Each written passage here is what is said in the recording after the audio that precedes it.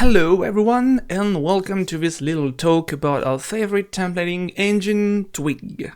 This talk is about going through the engine itself a little, talking about what's cool and useful to know about it, and giving you a few tricks when it comes to using it, if you don't already know them. This is a version of one of a presentation I've already done that was 30 minutes long for the Symfony World 2021, by the way. If you already know everything, just try to get all the poons on the slide. And let's go. First of all, before we go down the rabbit hole, a couple words about me, so you know where to find me after this talk in addition to the chat.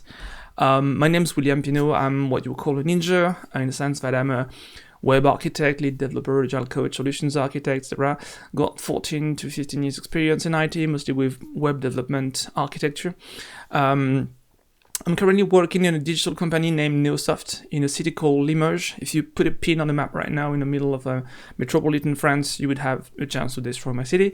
I'm also a university teacher for backend development, general computer science knowledge, PHP, Symfony and big data, NoSQL through Apache Cassandra. And I also slightly contributed to some open source projects like PHP, CS Fixer, Symfony documentation, Drupal modules, PHP documentation, Composer, or PHP FAG. As I sometimes go online to do some stuff, you can find me on Digital Footprints Online, you can catch me on GitHub, GitLab, Twitter here. I'm also a spare time musician, composer, and photographer, so you can find me on artistic networks, and I also do some technical conferences on YouTube in English and French, like this one, and I intend to add more of them, like this one. I'm also playing a lot, like way too much, up to a point I have some little bit fun, stupid war records on Apex, Magic the Gathering, etc., which means you can sometimes find me on Twitch and many other places. Before we start, just a quick note to better explain one limitation of the topic today. For this talk, I'll be limiting the topic to using Twig in a Symfony environment. You can use Twig in a PHP-based, in any PHP-based environment that fulfills the basic technical requirements.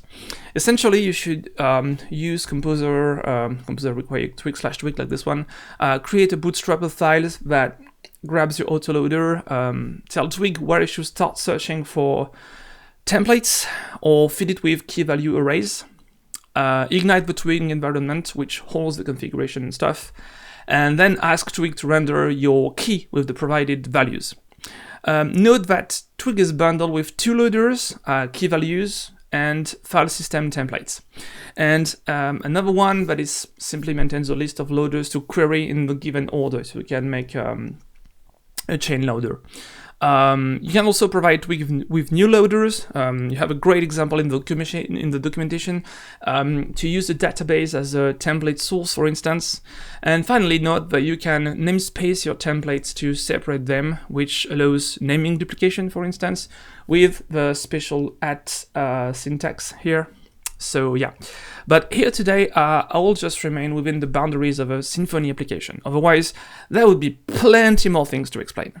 Also, for many of you, this should go from trivial to hardcore, and you might already know or agree with a lot of this talk. I hope I won't be losing your time and that you like what you see there. So yeah, for instance, if you wanted to use the namespacing with Twig in a Symfony environment, you should go to the config/packages/twig.yml file and add your directories here. So when you do that, if you ask for a non-namespaced template, just like PHP, Twig will consider it only in the global namespace. Here, the template directory, since Symfony 4, unless you just override it. But if you ask for a template rendering prefixed with the @namespace and /template name key, Twig will try to find it in the namespace first, before trying the global namespace. Also, note the last line here. You can actually provide multiple namespaces and multiple locations inside each namespace. So here, Twig will just try to find your things in the given order here, and it will try to locate the template here. So that's pretty good actually. So you can provide it with a given order. But at a glance, pretty much everything is ported from the original Twig configuration to this kind of Symfony configuration. So that's why there's a difference between both, and I'm not taking too much time to explain the difference. So first, because we studied quite fast, let's cool down to the basics. Basics like, what is Twig? I mean, no, come on, Wikipedia, this is not what we need. And, okay, not that one either, though she's one of the coolest music makers of this decade.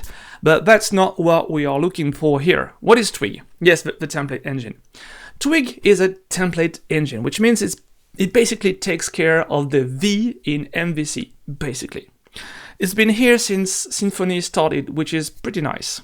Surviving usually means utility, right? It's also essentially what older people remember as what people used to create websites when they don't oversell single-page applications, web components, or any other hype worlds currently on sale. Which, don't worry, only happens about 99% when used in the real world. But we will roast ourselves later on, that's not our topic today. So basically, what do I mean with that? I mean that when you look at what HTTP is, you basically get a response to a request, say hello to your index.php front controller. The response is generated by your backend in the form of HTTP headers and body. And that response is HTML most of the time.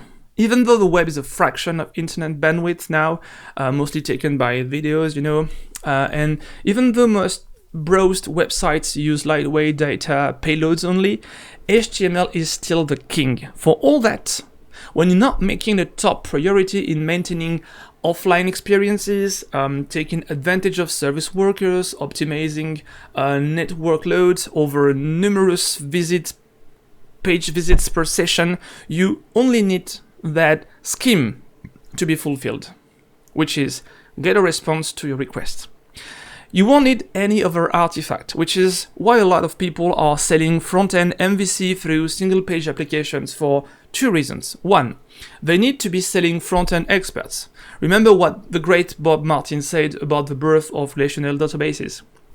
He said we just invented databases, relational databases, just for the pleasure of selling relational databases experts mostly. And second reason why you would sell SPAs for no reason, you need to be camouflaging the fact that service computing industry web developers cannot cope with HTML CSS latest evolution, which is why they require libraries to generate it for them, so they don't make CSS or HTML or cross-browser mistakes. Now, don't get me wrong, apart from the easy taunt, here's what I'm witnessing every day on too many projects. This is exactly what I've been seeing all over the last 4 or 5 years maybe. But single-page applications are absolutely great as long as you know what to use them, which I believe a lot of people do not really do. So, what's a template engine wait for? Can't we simply use PHP and get done with that? Not really. We all know using PHP to process templating logic is almost similar to outputting HTML in a controller action. It's a nightmare, and it creates really fat files that becomes harder and harder to read. And in the end, we always made the same mistakes. We always end up mixing logic, output streams, and controls.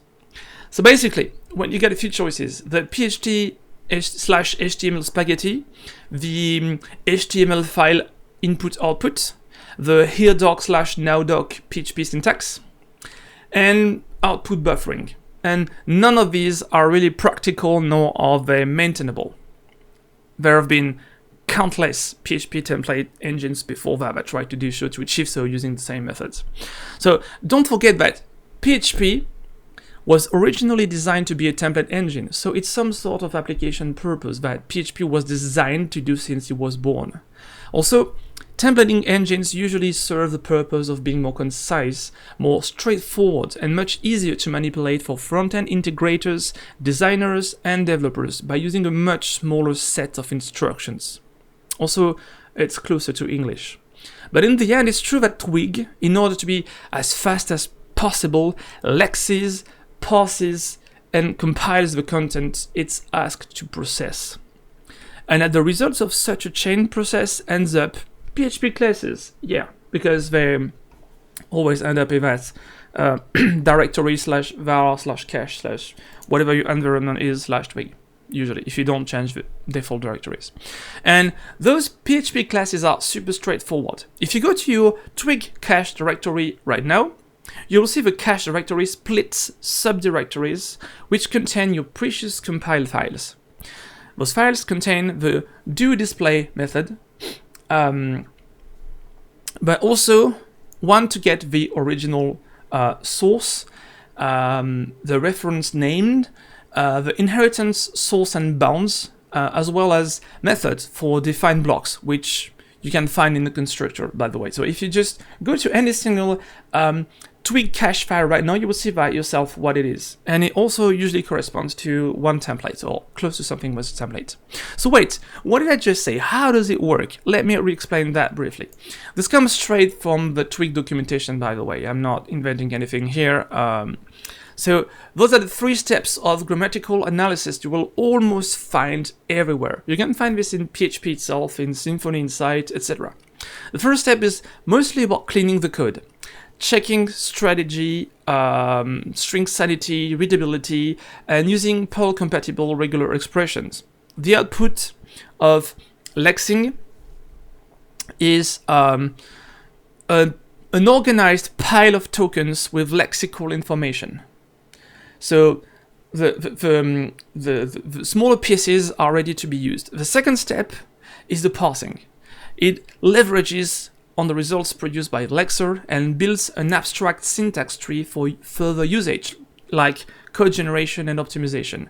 The output is a tree structure of token, what we would call an abstract syntax tree. I'm not going to take too much time to explain what it is. It's basically some kind of close to decisional tree where things are assembled together, so what you know what to do and what is linked and relative to what other part of code, of geographical portions of code. And the first step, the compiler, basically replaces all the organized abstract syntax tree contents with matching PHP code lines or snippets. Then, when called, Twig simply loads the template file from its registry, instantiates the displaying methods we just saw, and passes it to the current context. And boom! There you go. Now you know what's happening under the hood, and you understand why you have to have some caching process, because this needs some caching process. PHP does the same thing and uses OP-cache, for instance, to cache parts of its interpretation process. All right? And by the way, if you wonder where the engine comes from, it's quite old already. It's here's the initial commit on the bottom. If you wonder who had the initial ID, head up to the license clause and you will find 2 names of Armin Ronacher and Fabien Potentier, who you might be familiar with. There are currently 3 maintained branches, 1, 2, 3. 1x will be maintained for legacy purposes, but it's going to get less and less features. 2x was the current one, same ID behind this branch as for 1x, but higher chances to get new features, and 3x is the current one as I'm making this presentation. Make sure you update to this one because there are a lot of things that were not ported to the previous generations. There has mostly been refactoring and identifier renaming in classes and methods. If you wonder what's new, the rest is about performance, security, and a couple new features. All right, there's just it's just about renaming classes at some points. That's mostly the largest thing that has been done to Twig. When you use Twig in a Symfony environment, you'll usually end up using those packages from Composer. The first one is Twig itself. TwigBundle integrates Twig into Symfony, and TwigBridge is a bridge, really, and it adds some little functionalities to Twig for Symfony, hence the bridge profile. Then you also get official extensions like string manipulations, very fast to manipulate strings, INTL for internationalization, cache for custom caching in Twig. There are a couple of other extensions like Inky, CSS Inliner, Markdown, etc. And latest version of Twig require PHP 7.2.5 to run, regardless of your Twig version 1, 2, 3. So PHP 7.3 and 7.4 are on the conveyor and will bring some interesting improvements pretty soon, actually. And Twig is inspired by Python templating engine, mostly from the Sylius, Django template language, and Jinja.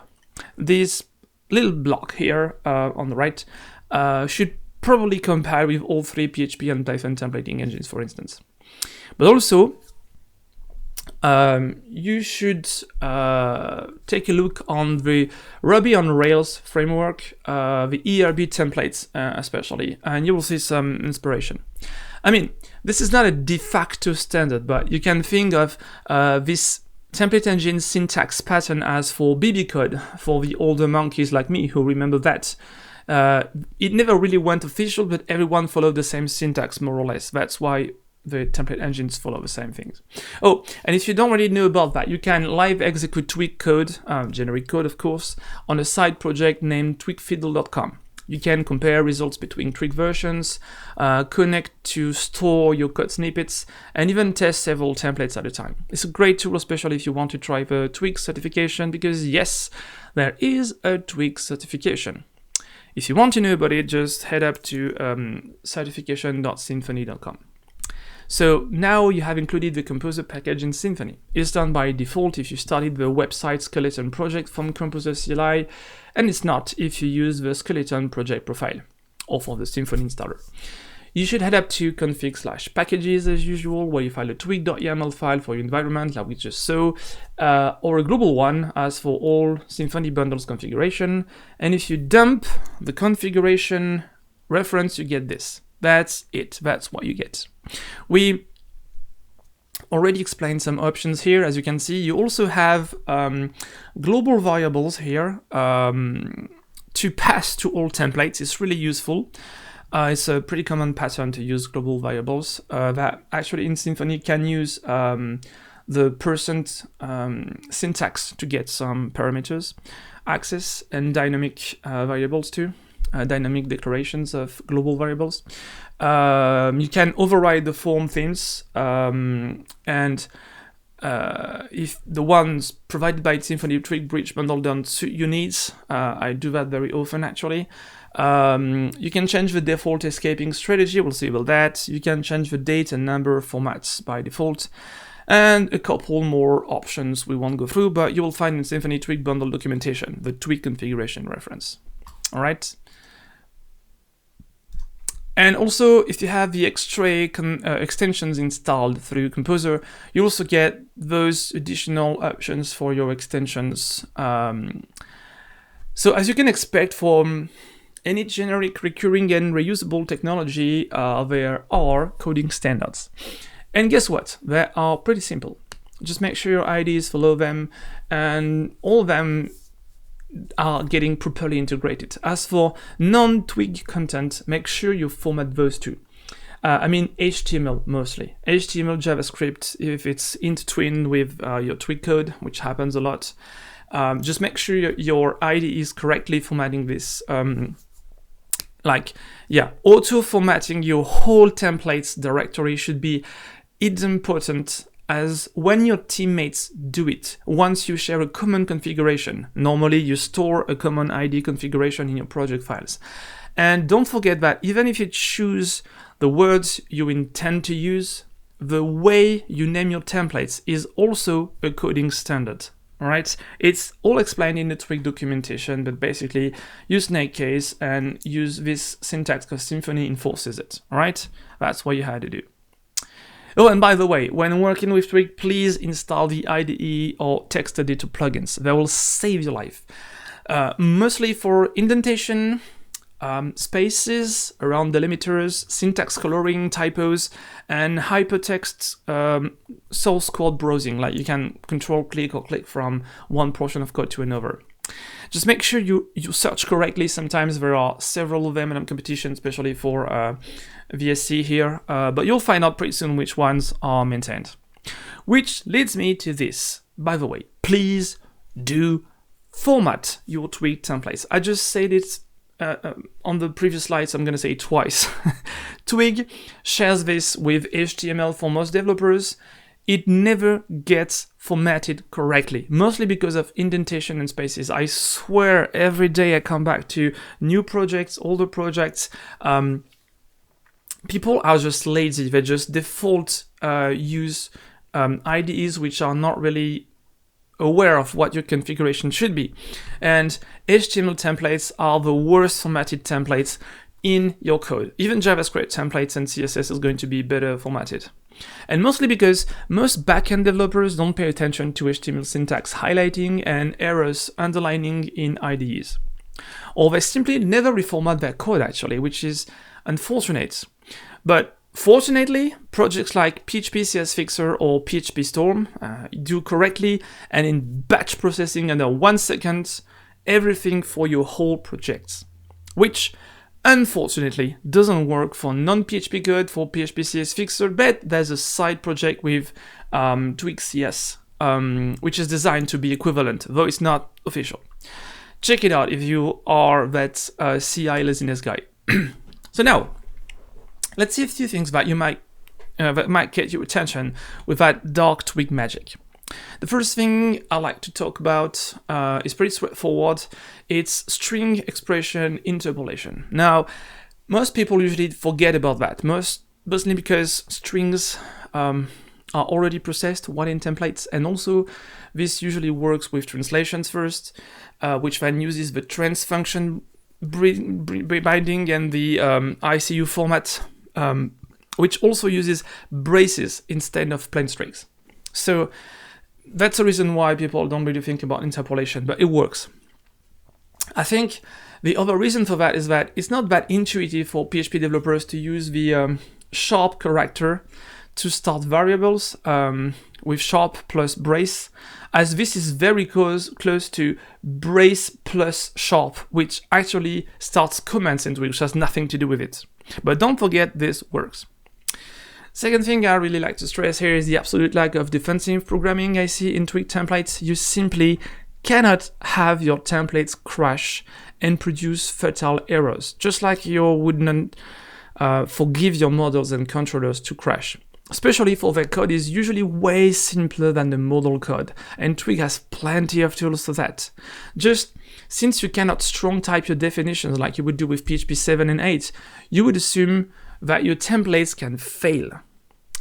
You can just use the defined test, the iterable test, use them. They're ridiculously low cost, have their rewards. You can also use the default filters, which handles empty and undefined variables, which is really cool. If you just do that, if this var is not declared, not defined, anything, it will not crash. You just have this default variable used instead. So this is pretty cool. You can also use add the ignore missing option to the include tag, which could be useful if you, for example, have, I don't know, dynamic template naming here, for example, would be great, because yes, this can be dynamic. And finally, you can use any expression on the extends tag, like a ternary condition or one of the options I just mentioned above. And if you want to make sure Twig fires exceptions in both cases, remember that you can use the strict variables options. All right? Remember, you cannot trust anything, anyone, anywhere. The only way to prevent that is to hard type locally or locally check what you are using. That's a little paranoid, but I swear it's so disappointing to have an application crash because Twig is not working as expected. I mean, your template. Next, maybe you don't remember those, but Twig has embedded internal variables too. In addition to the one you add as global variables, you can get the current template name, which is used to be something different for what it does now, but for security concerns, this has changed. The self has been consecutively lightened for security concerns. You can also get the current context, which is all the variables that the current template has access to at the time it is print. at the time it is used, the context, and you can also get the current char set if you want to. And down there, you can see what is called when you call those. You see, you just get this arrow get template name, the dollar context, which contains an array of all variables, and this environment arrow get char sets, right? And down there you see, yeah. So these elements are created in your any compiled class file. One very common thing I see is to forget about what the slice filter does. It actually takes anything that's traversable. I could add stringable to that, but yeah, and it cuts it down to the good size. Just keep in mind there's no straight conversion to PHP equivalent, as both position and length can be positive or negative, starting from the start or from the end, going that much from the start or to the end, respectively.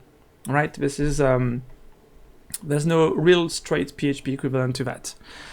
And a quick tip about test excerpts: if you don't want to play with regexes yourselves, just use the extension to convert it to the Unicode string from the string component, Symfony string component, and use the third parameter here, false, as to generate a non-invasive break that preserves word's integrity. That's really cool. As you can see in the example here, if you just got 1, 2, 3, 4, it will output 1, 2, and it will stop in the middle of 3. It will just finish until you find a white space, and then add the 3 dots that you added at the second parameter. So 10 letters at minimal, finish the word, and add 3 dots. All right, that's pretty good. That's something you do everything all the time, you know. And I see people missing that. That's not good. Just do that like that. And by the way, you can iterate over a subset of any iterable item, and you can now also generate something to iterate over on the fly, even using Twig standards, which is really cool. You can just use the slice syntax, the short double bracket syntax, and you can also use the 2 dots enumeration here, which is really good. You got shorthands in Twig to that. There are parents in Twig. The first one is the looping parent. I'm just going to talk about the loops first.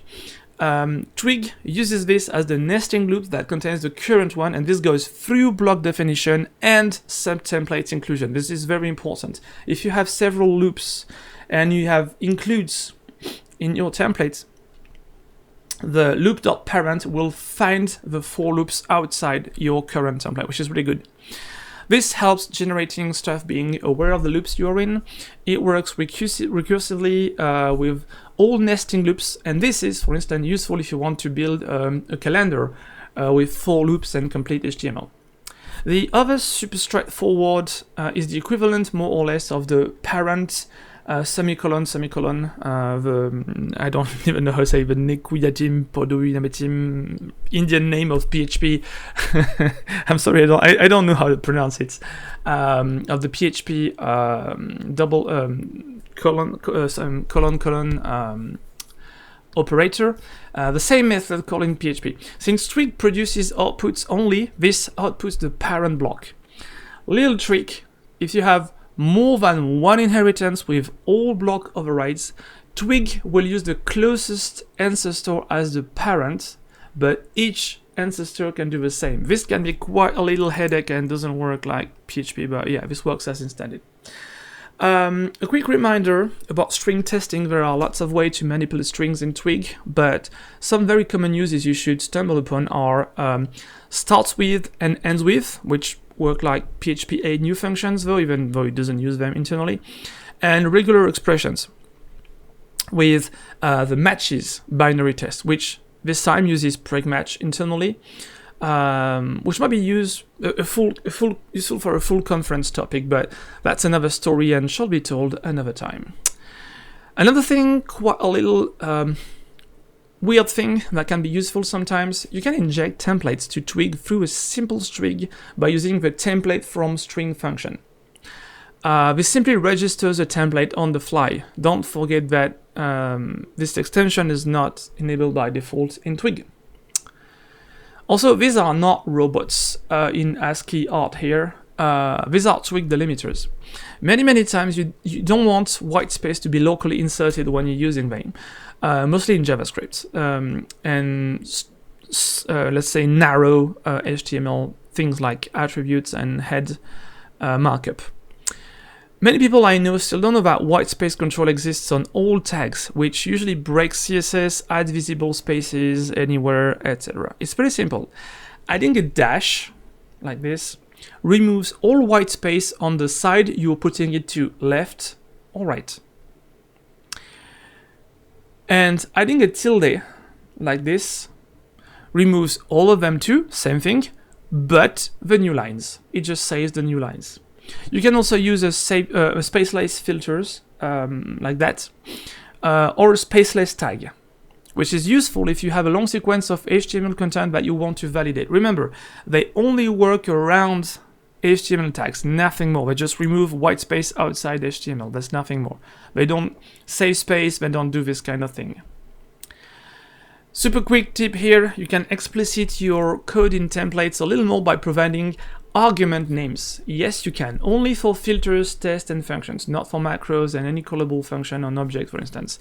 This helps by passing some arguments. Like I did here, you can have your function, arg1, r2, r2, arg1, and pass them in the wrong order, but that works because they are named. And also you can say that arg1 has a default signature value here, and suppose it, and just call with arg2. Just note that since it started existing, Twig syntax didn't really change, so you should be pretty good from now on when forcing argument names. About the in shorthand, this one is a little tricky and I stumbled upon some misuses. This works on strings, arrays, or objects, implementing the traversable interface, which is pretty much everything you expect it to work with. Cool. So, less cool. It uses PHP str pose on strings and in array on arrays, but variables are converted first, which means you have to be careful with your variables. And no, the strict variables configuration parameter in Twig in PHP has nothing to do with that. In Twig has nothing to do with that. So, see, for example, if you just set current year like that, if you can use this, it will check the in arrays with correct values, okay? So this will be true. Same thing, it will be true because this is interpreting as a numeric string in PHP, all right? So this becomes a numeric string with 2019. Then, is the word true in the string? Yes or not? If world is here, it's true. If by is here, not in here, it's going to be true, okay? This is going to work. But here's a more tricky set of thing. 1 is going to be true. 1.0 is going to be true. 20 plus 1 is going to be true. And this is because these are interpreted as numeric strings before being calculated for the plus. But then you have something more tricky.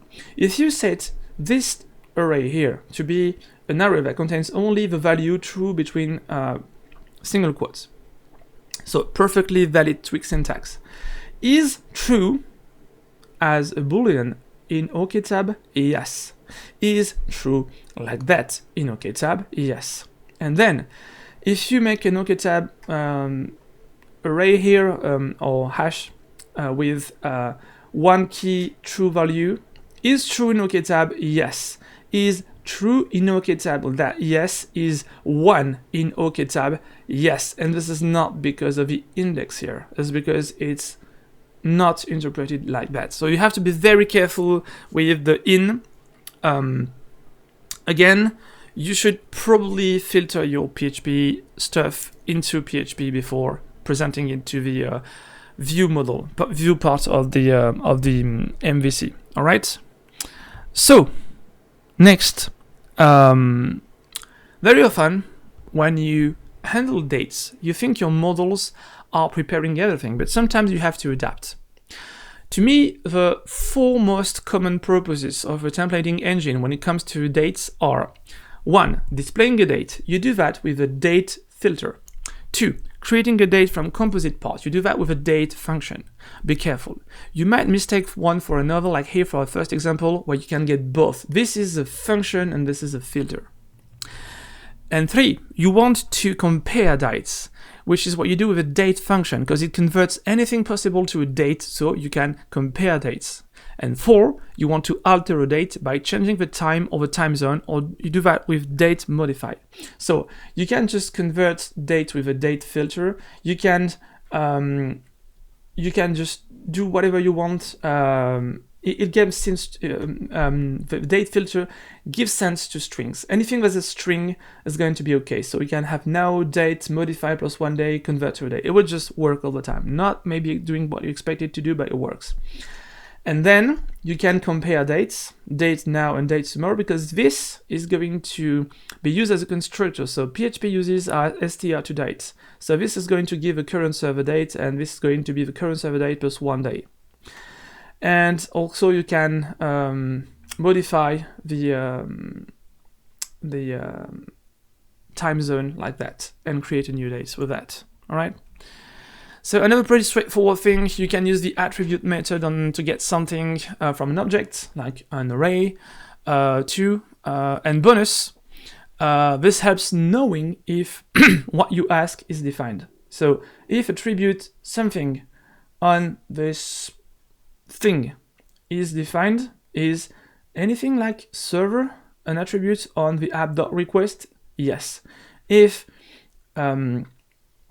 get request is anything defined on the variable app, which is an object here, I suppose, in the Symfony context, the global app variable, yes. All right.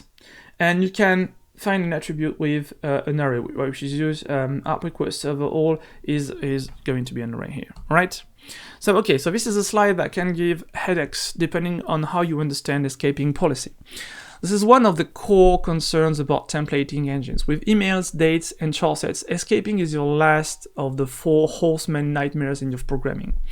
First, you can set up your auto-escaping strategy here, but it's on by default and don't change it. Really, you don't need to. It's easy to understand. If it's on, you need to specify when you want to row content. And it's the exact opposite. When it's off, you need to specify when you want to escape it. So in both cases, explicitly forcing the row or escape filters doesn't do anything, right? So far, so good. As you can see here, if you just have automatic escaping, you say yes, pipe E, pipe escape, which is the same thing, so shorthand, the same as your var. But pipe row is going to be the row value printed. When you have no automatic escaping, this is going the same thing as the row variable, and this is going to be a forced escaping. All right? But, and this is where things go a little harder, direct strings are not processed. This will be processed because it's going through a variable. But if you just do this and you want to do any bad script into that, it will not be processed. It's not a bad thing. This is pretty expected, but you have to think about that. And also, when processed, the row is a simple thing to understand. It simply returns the value. It tells Twig, do not filter it. But the escape process processes it all the time, which means multiple calls on escape are not idempotent, while multiple calls to row are.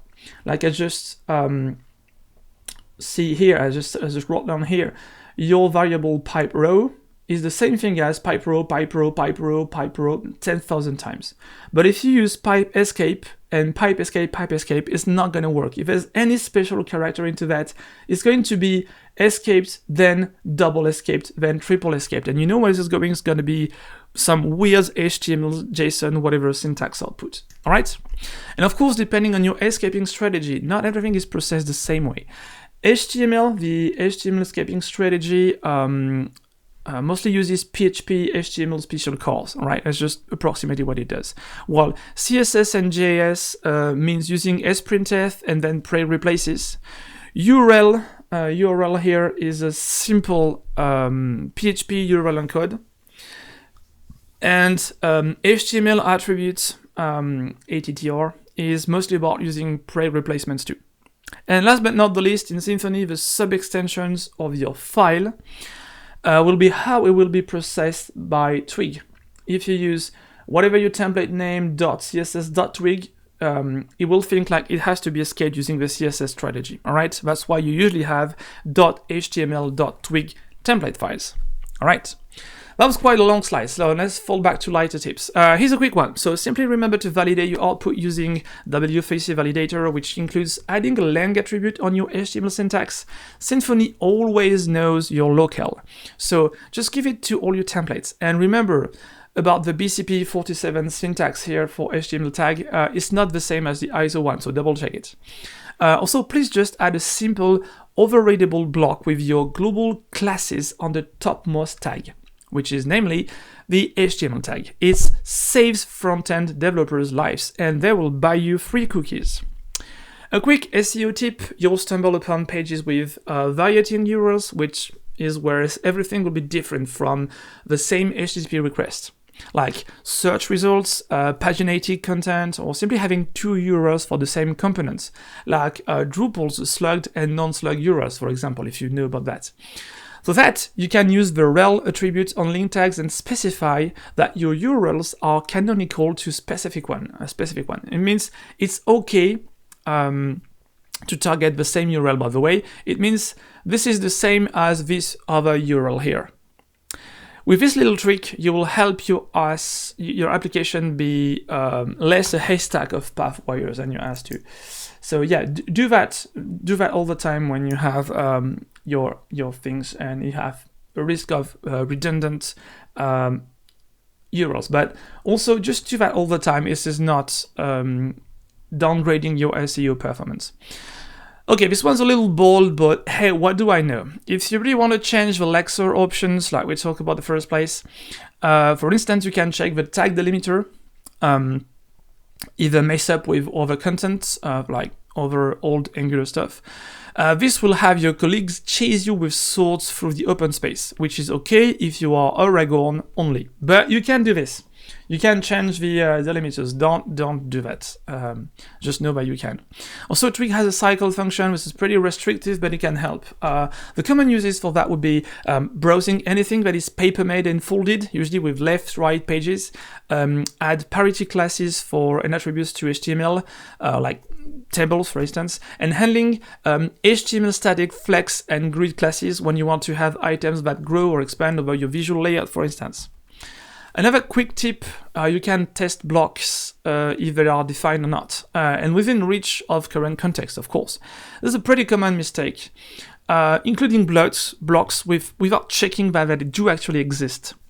Overriding a block is never a problem, as Twig considers that at worst, you're trying to define a new one instead. But yeah, you can do this with the syntax. Is it outputting something? Then no. All right, you can just do a test to see if your block exists, including the same template you defined it. One quick thing about includes, you can use a ternary condition on tag. For instance, if your website has a regular version and an eco-friendly version with a very light imprint, you can pass it to your templates, or take it from cookies or request path, etc., and use it to change your layout. Oh, and remember that even if tags have dynamic parsing, you can make this dynamic as well. You can use dynamic inclusion too. All right, moving on. Let's talk a little about some things you know exist but you never use for many reasons. Here I listed a few things that are rarely being used, up to a point people tend to forget that they exist and re-implement them instead. So yes, you have the first and last filters, we talked about that. We have the pipe titles because it's not named UC words, so people think like, yeah, it's not the same word as HTML. There is same as, because mostly you'll be forgetting where to place the parentheses and you forget to add them, and that's boring for you. The pipe colon, which is the same thing as a colon, but you don't really know what a colon does most of the time because it's not that straightforward. The pipe slash shortcut, we saw about that a few slides ago. The pipe U, we saw about that too. The format number and all the crazy options that go with it, and the batch filter, map, and reduce. I won't be talking about these ones because they are really complex and there are lots of things. And mostly, people still don't have the reflex to use the cache in Twig. I mean, if you're not even aware about how to use cache in a Symfony action using the cache and the cache pools and all that stuff, because you have way more control over it, but you also have to define way more things and do way more configuration in Symfony, you can at least include the Twig cache extension and use it. This is going to work super easy. Just use cache TTL 10 minutes for anything that is using the database, and boom, your site will be boosted in performance, all right? Then I doubt you'll use the deprecated tag, but if you're not publishing a bundle that contains Twig templates online, or using a really large or industrialized project, but yeah, Twig can do that using the trigger error function. You can also have the source of the templates. You can use the HTML classes, and you have lots of internationalization functions that do a good thing. They provide the name, the country, the currency, the time zone, whatever you defined, and which is really good. So now, one quick word about your application logic, as this is a mistake I see a lot. When using a template engine, at least you're using the V of the MVC design pattern, like I just said. When using the Symfony framework project, you're using all of them. Remember, it's as simple as view, models, and controllers. So when you read a template, it should only contain output logic and as little processing as it could. Remember, if they get too long, not because of HTML, it's probably they should be decomposed or reviewed, all right? So when you need to output more data, you get it from the models, and you get the model data through your controllers. You don't short circuit them, you just do that in Twig, okay? So you don't have the reflex of where can I send my data in Twig? How can I have Twig ask for more data? Twig does not. It gets past the data, all right? It's the same for advanced filtering of your data, which is not getting it all or using only a portion of it. Do not add overhead to your app by going like all in first, select later. That's not good, okay? So select first and Twig is all in later, all right? Just make sure you don't transmit too much data to your templates by filtering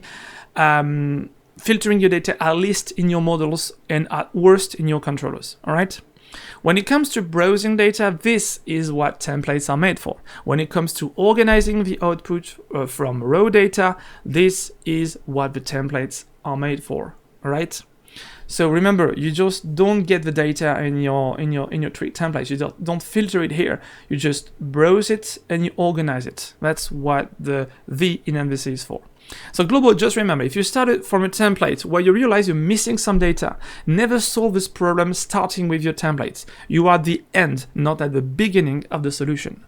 And by the way, this usually implies not creating extensions to solve the problems. This also goes the wrong way. Extensions shouldn't be used to add more data to views. Controllers do that, all right? Controllers add more data to your templates. So now, why should you put those templates? Or how should you name them, organize them? Because once you're done it, there's a high chance you won't move them until your application dies. Which is a shame, because physically moving templates in Twig is really easy, more than moving PHP classes actually. And it's actually easier than it looks to organize templates, though there's a lot of room for innovation and choice. The base mechanics of Twig are inheritance and overriding. If you are familiar with object-oriented programming, then you're already good with that. So there's a simple logic that you should follow. Whenever you stumble upon a branching difference between what you already have in your templates and the one you're assembling, if there's a difference that's going to exist on other templates, and it's also going to be different on other templates as well, then you simply need inheritance. And whatever you stumble upon a local cherry-picked difference, in a sense that you cannot write a rule explicitly in which templates it should appear, it means you need inclusion. Right, you're done. This is just like a trait in PHP programming, okay? So inheritance and traits. Inclusion is simple, you just call for it. Inheritance requires thought workflow. You identify what the parts that's at maximum going to vary and you make it a block. Then you find out when to inherit it, or you have to create the intermediary layout for the first time if you can't. Then you simply move the original content to the parent block and you write the differences in the one you were working on. I do not really recommend, by the way, using empty blocks that you would assume to be somewhere sometimes overridden later on. That's a bad design pattern. You should usually have default content to a block. Otherwise, there's a chance that your block is defined way too early in the template's inheritance chain. All right. Couple of tips here about how to achieve a decent structure. Split your domains, identify your domains, which are at least your back office and front office generally, but really, of course, depends on your application profile. You can have API versions, API on one side, HTML on the other side, the connected from public versions, whatever your global domain are, and then your application concrete domains, if you identify them. As we saw earlier, add classes to help front-end integration, and group your create, read, update, delete, and list templates as much as you can. This really saves time. You can spend some time refactoring your templates, just like models, configuration, controllers, helpers. Everything needs a little cleaning from time to time. This applies to template structure and contents. I see many unused or 100% non-variating blocks in apps quite often. People just work on projects and leave the code as is. As for good practices, don't forget that anything meant to be solely included needs to be prefixed with an underscore. That's a good practice.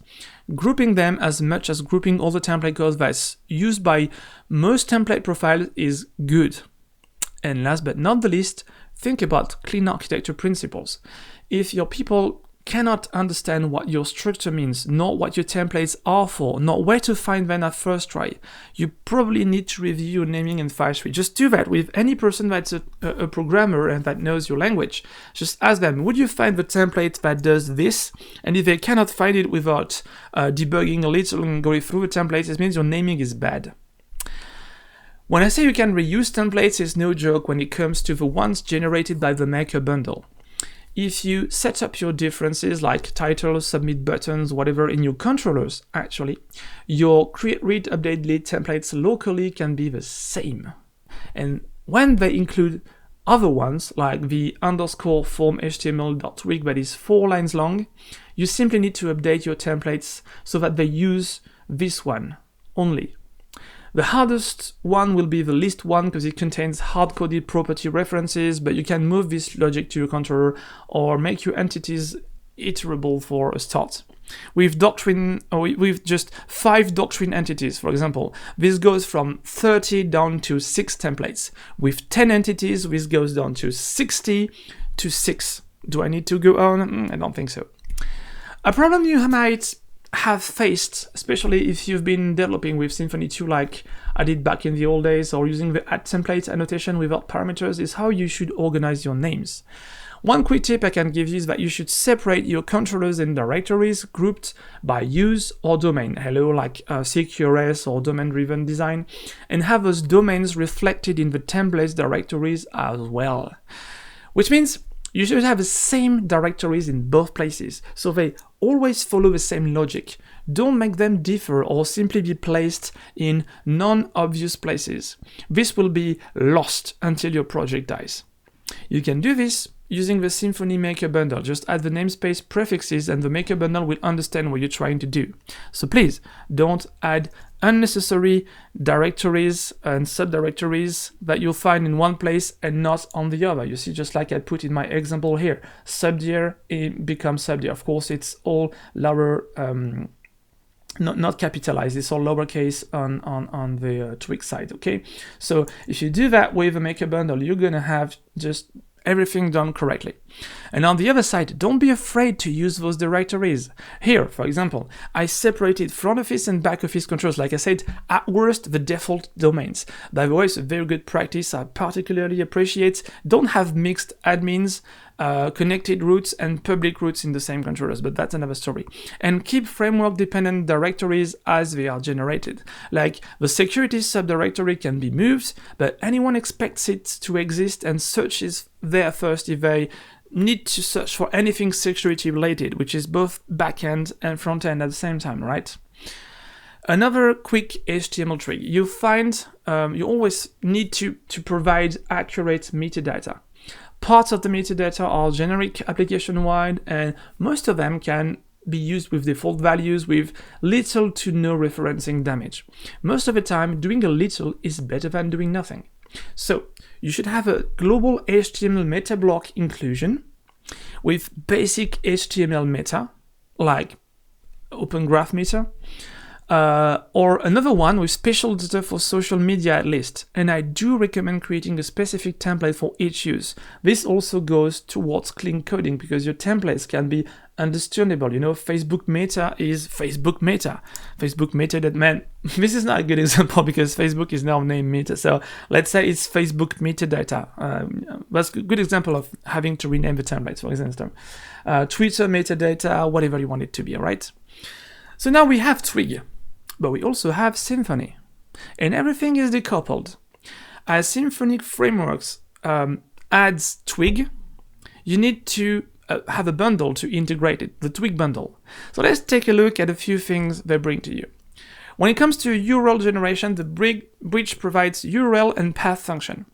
Unless you have different limitations or special considerations, try to generate absolute links all the time.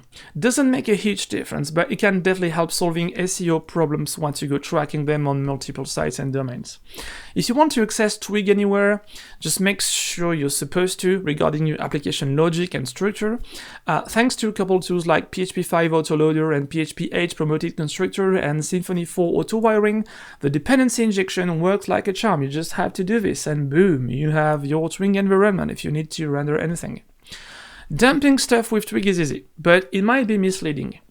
When you're working with Symfony, the PHP dump function will come with the var dumper component, usually in development mode, but while the Twig function dump will come from the Twig debug extension. It's not working the same way. Oh, and by the way, you can provide one or more arguments. It will dump them all sequentially or no arguments, in which case it will actually dump the current context. Maybe you didn't know about that. When it comes to theming forms, this can be a lot of work to do. Fortunately, Symfony is embedded with form layouts that actually do the stuff for you. You can change them globally in your configuration, and you can locally override that value. To create your own form theming, you should inspire from existing one. You'll never rewrite them completely, so you should just copy them, see what you need to change, and then extend the new one in your form templates and remove what is not extended or overridden. By the way, this is slightly off topic, but I do recommend that you check the OPQuast web quality guidelines when it comes to forms. First thing I can tell you about this is just don't forget to always provide a placeholder and a description with filling guidelines. This is mandatory, all right? Also, you can set your Twig cache directories to a RAM virtual directory. Be sure to check your performance increase as OPCOS caching is hella fast. So there is a very slight performance increase, but you can eat a lot of RAM modules with Twig cache, so most of the time it won't be useful. But if you want to do this, you can do this. To achieve that on the Unix systems, you can declare a TMPFS virtual disk, mount it to your file system, and use symlinks, which is the fastest way. And by the way, this is not about using external databases to store the cache. Redis is great, but the gap doesn't seem to be worth it, all right? One cool thing about the TwigBridge is that it automatically adds variables you know you'll need. Maybe you don't use them every day, but damn, this is pretty good. Through this global app variable, you will be accessing your debug things, your current user. You'll be accessing your current session, the security token. You'll be accessing the flash messages. The current environment name, you know, dev, prod, test, QA, etc., and the debug mode to see if it's activated or not. I've seen some people try to reinvent this as I thought it would be useful to include this in the slide. Like, you don't need to pass the current user to templates; it already knows about it. A couple words about deploying assets. Just remember, Symfony can help you do that through the asset function when it comes to invalidating. So you can just add a version to your assets, and you can deploy them if you want to make sure people get a new cache version, and you can also do that. So when you do use the absolute URL asset things, stuff like that, once rendered, it will use the absolute URL and add a version to it. See, that's pretty straightforward and easy, so you just need to move away your configuration. About the edge side includes, a little reminder. When you realize that most modern web applications use 99% session-independent response body and you only run 1% that depends on the private session, that's not good. Typically, any e-commerce website, just has a basic non-user specific rules display for another case. So, that welcome John Doe on the top right header on the back, on the header bar, along with a disconnect button that no one will never click on. And this is the idea of server-side includes initiative. It was the a part of the W3C specs originality 2001. It defines basically the possibility of decomposing requests through reading the response body instead of thinking the response as a simple payload. It drives HTTP behavior through the response. For that, you need special sequences of text, so you will find them in HTML. I'm not going to explain what ESIs are. You can see my presentation on caching on YouTube. This will be more useful, and I explain that in details, but yeah. So you have basically partial rendering on your HTML rendering, and your reverse proxy basically just makes a sub request to another part of your application. This is really useful if you want to cache one part and cache another part. Don't go too far, like 3 or 4 parts is really complicated. So yeah, there are about 40 more additions to the TwigBridge, like the one I just talked about, but I cannot be talking about all of them today. I could simply spend hours more talking about those, but time is running short. You get so many things, like the trans function could be a whole talk about itself because it's so rich and complicated. There's so many things to say about that. Yeah. So what happens when you intend to use something specific in your app, but that's not included in Twig?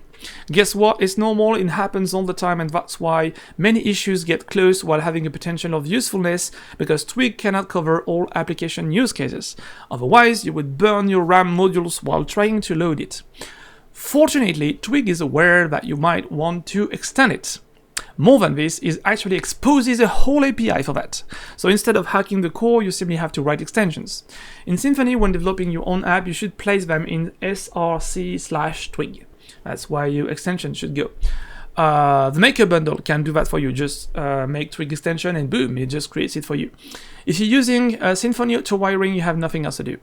First, macros and globals. We just talked about globals a few slides ago. You know what they are for. Macros are defined in templates that you can import. It's basic, simple, and straight to the point.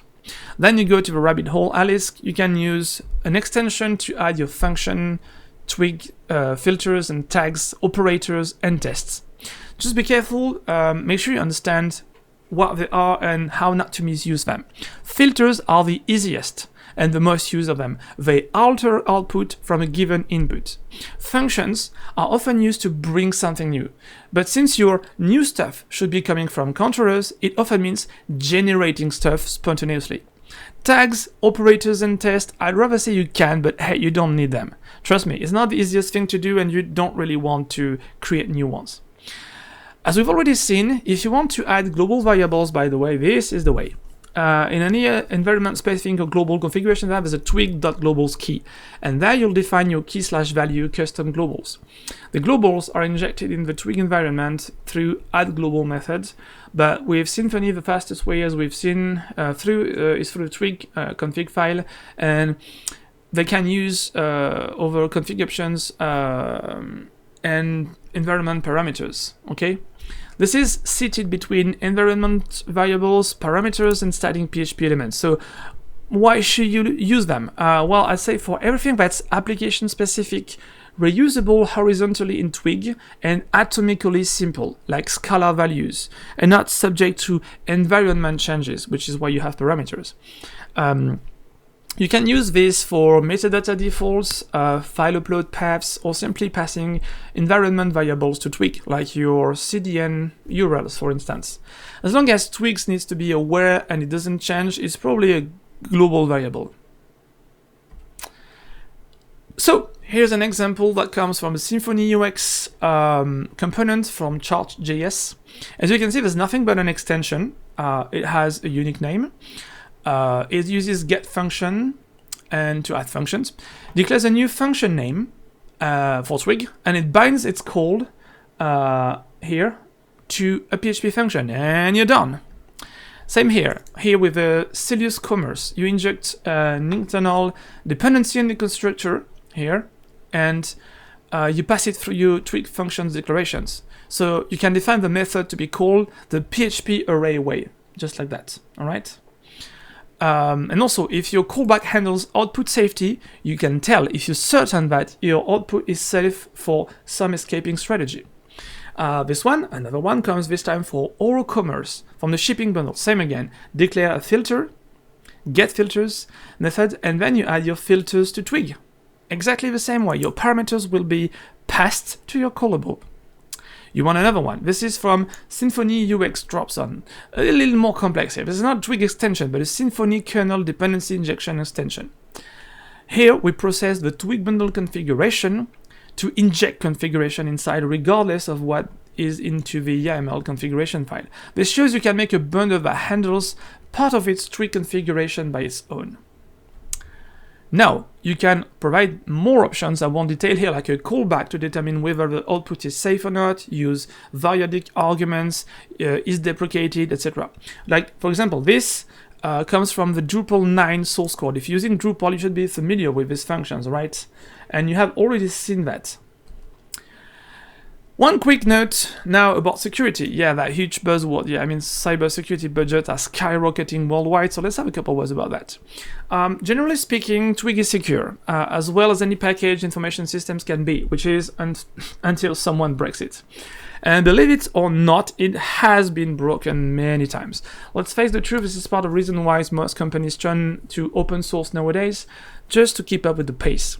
Through history, many fixes have been made, and most of them were fixed a couple years ago, but still, you as a developer can easily make it vulnerable. So when you use Symfony, the framework usually prepares and filters input for you.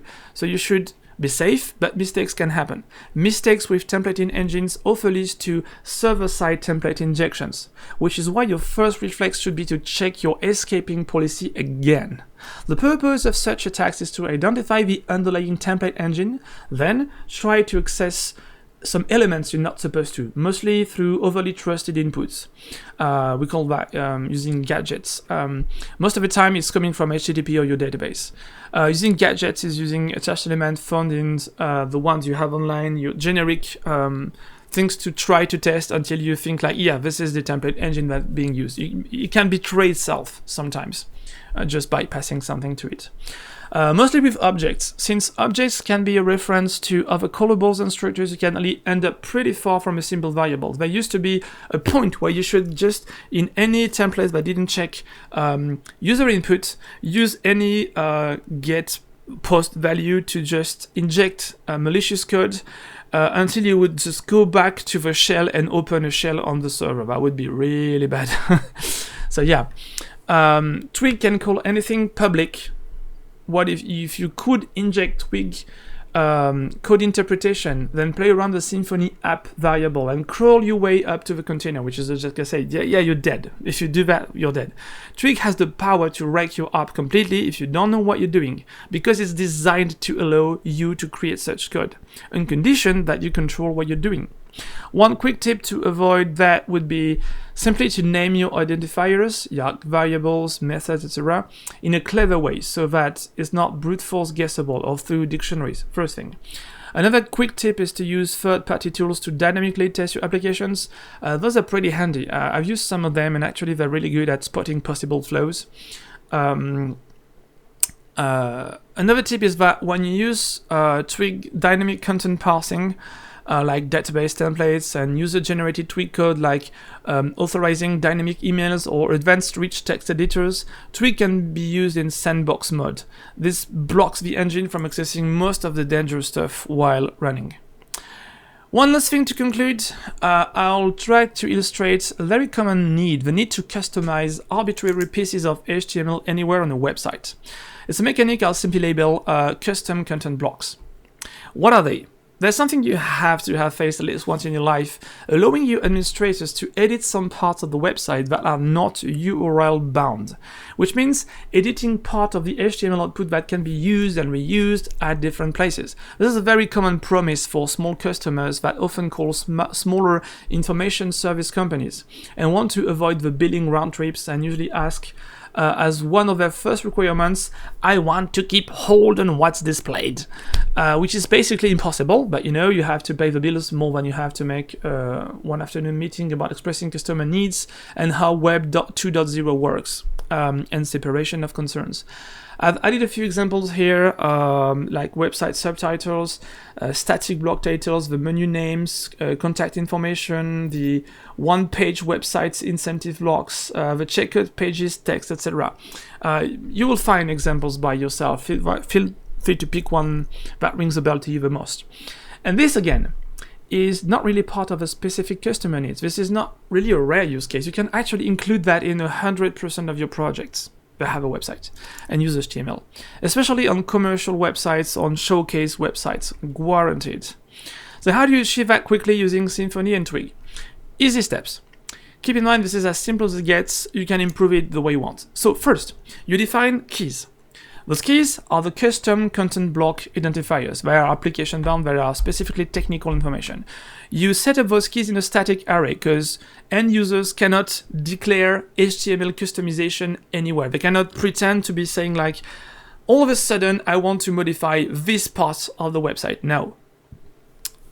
So those keys also become translation keys for the back office administration and will serve a drop-down field for your custom block editing forms. Like you see here, top phone block. This is just a block where you say the customer wants to put their phone number on top of the website in a specific region, a specific area of the website.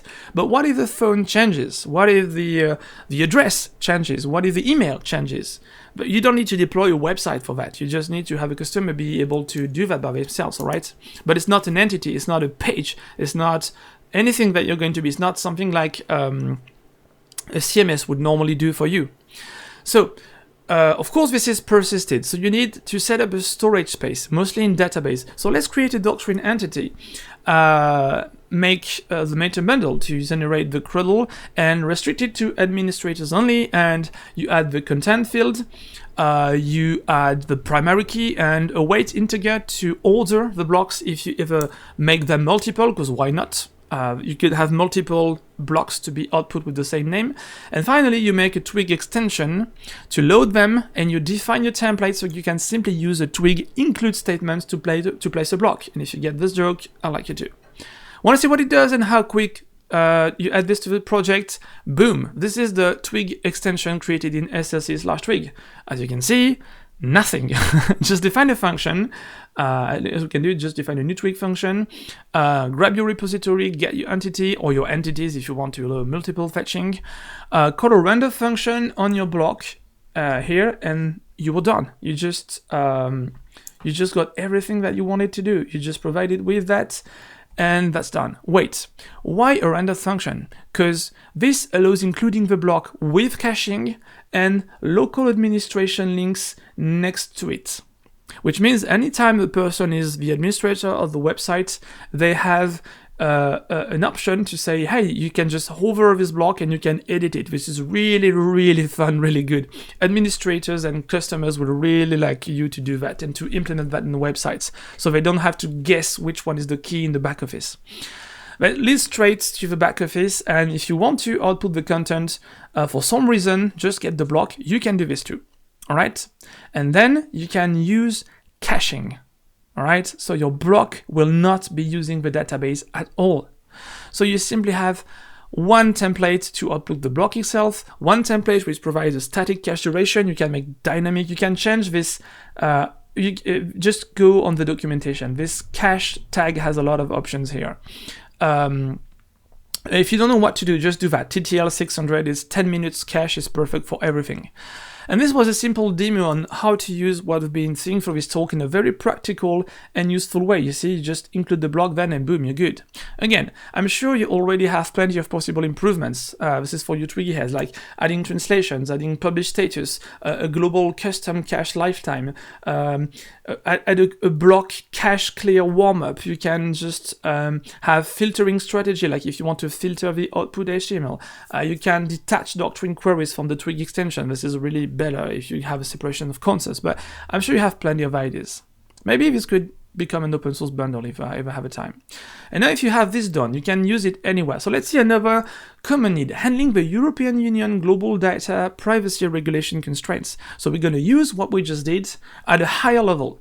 And with such a simple block mechanism, you can already use it for GDPR compliance consentment choices tools. This is how it can be done quickly. You just collect all your browsing related data. I cannot do that. That's your domain. That's your specific domain concerns. Use your DPO, not most of the time for that.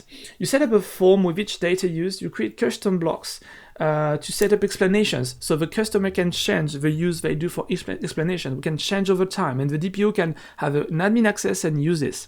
When posted, the action updates cookies for each use, yes or no, plus a global one to say the customer, the client, the session has just made its choice. Then you provide a link somewhere to reopen the pop-up like a modal panel, and then anyway you just test the cookie value to output the script values, the HTML attributes, any JavaScript, anything that is a front-end use, a third-party use of data and data collecting. This is how quickly it can be done, you know. You just test if your cookies are defined, if your cookies for like Google Ads here are good, if they are defined, and then boom, you include the text, the HTML you need for Google Ads. So that's only for the front end, of course. If you want to have this on the back end too, like back end external usage, you will be at least posting the results to maybe sessions, maybe database, to the user profile, whatever. And one last thing to conclude, because we are done now, I just thought you might like this too. There are currently maintained ports of Twig in JavaScript available through NPM, and they do work. Not everything is accessible and developed yet, but people are interested in the project. So here's an example that uses it with Node.js, with an Express server, with Express, and it might be more convenient than what Pug does, for example, and close to what EGS provides, with the promise of being better at the moment if everything was implemented. There are probably some other attempts at porting Twig. There was one in Java with JTwig, but it was abandoned a few years ago. Who knows, maybe we'll see more bushes of Twig blossom around the world, of programming languages worldwide. Anyway, that's all for today. Now you should be able to farm your twigs and turn them into great forests. I sincerely hope you had this talk enlighten you at least a little, and yeah, thanks a lot to everyone. And I forgot to remove the Symfony world because I did that for the Symfony world, but yeah, thanks a lot to other people on this channel, and finally, thanks to all of you if you are still here. I'll see you in space.